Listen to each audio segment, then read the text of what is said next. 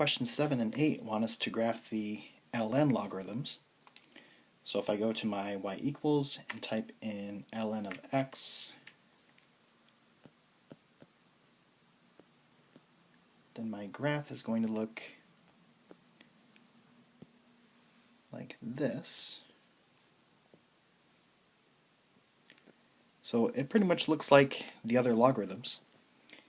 And my domain, it never goes past 0 on the left, and it goes forever to the right, so that's 0 to infinity.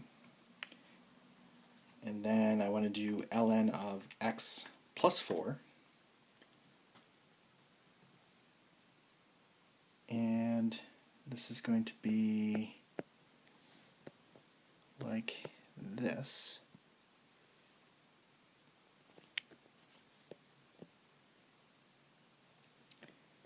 So the domain, and again this part won't show up on your calculator, but you have to know to put it there yourself. So the domain, as you go to the left, it's going to approach -4, but it's never going to get past -4. And as you go to the right, it's going to go forever, so to infinity. Okay, so some characteristics about the graphs of logarithmic functions.